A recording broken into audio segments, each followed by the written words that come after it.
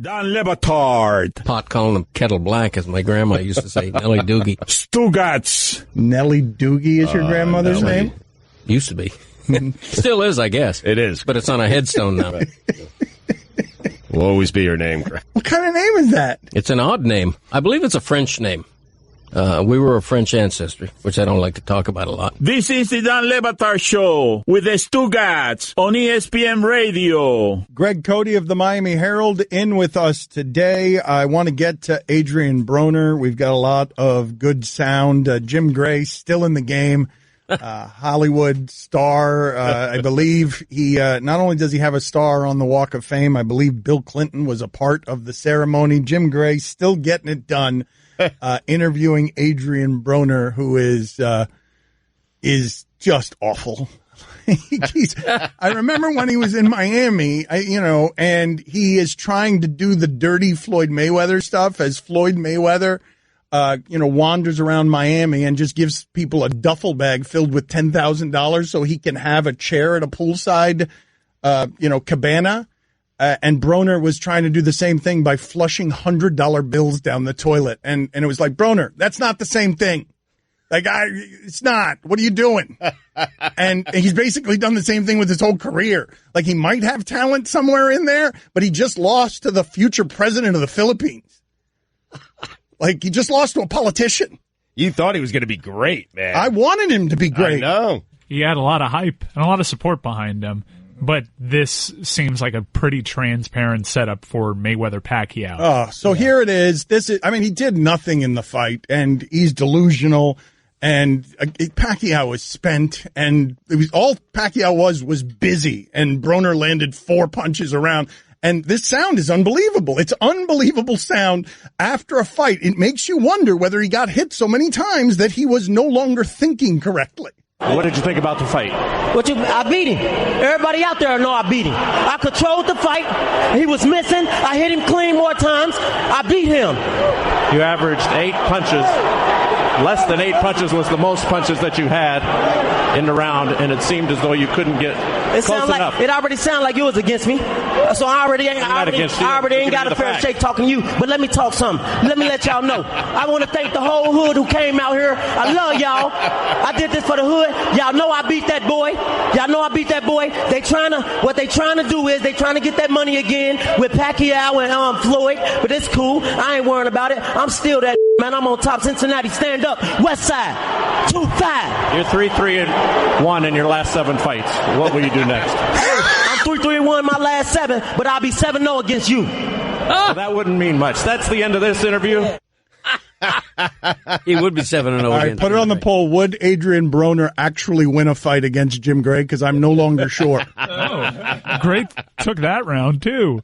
He did. He lost the verbal fight afterward. And also, by the way, Broner, the hood is laughing at you, too. Like, it feels to me like black people are more embarrassed based on what it is that I've seen about his behavior than the average person, because he's out here being a dope in a way that is just, it's not a good look. Leave Broner alone. Thanks, Stugotz. Your line was better, Roy. No, I was going to say, he's presented with facts and he doesn't care. You weren't going to say. You did say as soon as Roy wanted to have the better joke. Finish it, and then I realized I stepped on Roy, and I apologize, Roy. Stepped on me, you ran me over with a bus, and you went forward, and then you went backwards, and then you went forward again. Still getting used to having a microphone. It's all very new for me. I understand. Let the joke sit. So that's amazing sound, is it not? Was incredible sound, courtesy of Showtime. Well, thank you. I didn't see the fight. Is there an argument that he won the fight? Because I didn't see it. No?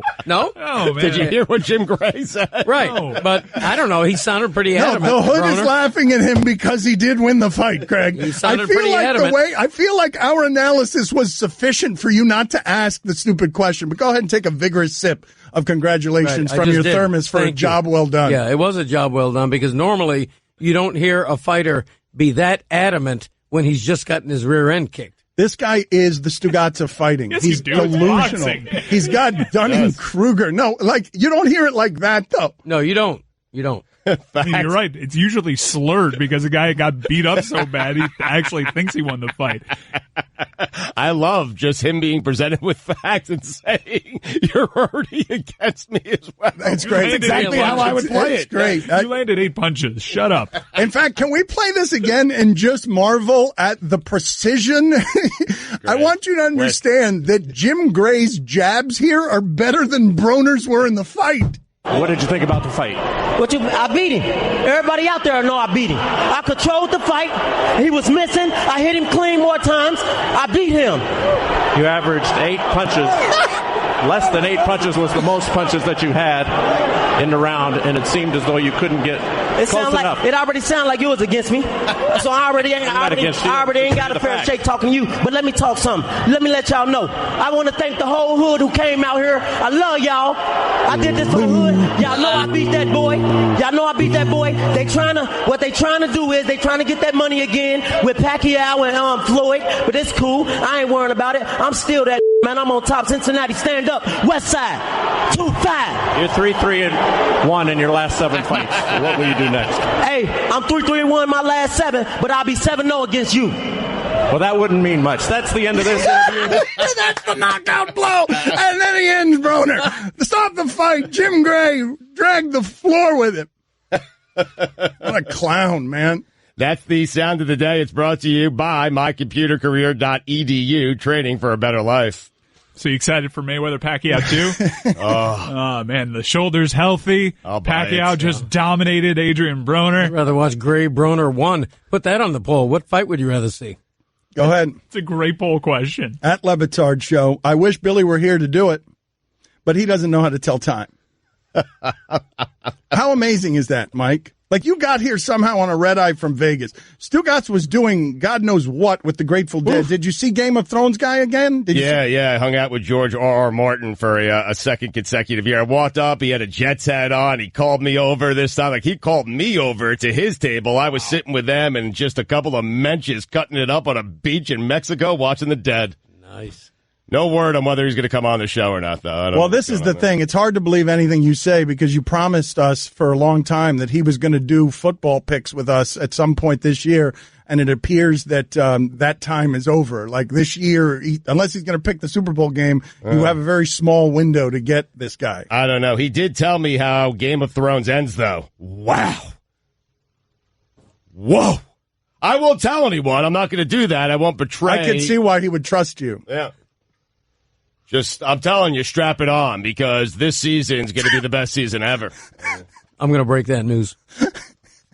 What was it like with him? Did he give you any of those tokens that have value that you didn't know had value, so you threw one at him last year? Well, I asked for a couple of tokens because my brother-in-law was there and he's a big fan. So I asked for a couple of tokens because I lost mine because I threw it in the sand last year, and he remembered that and said, "I'm not giving you these tokens. They're very valuable. People really want them." And I said, "Why not, George?" And he said, "Because last year you flicked one in the sand." I said, "Listen, I made a mistake. I apologize. I mean, what do you want me to do?"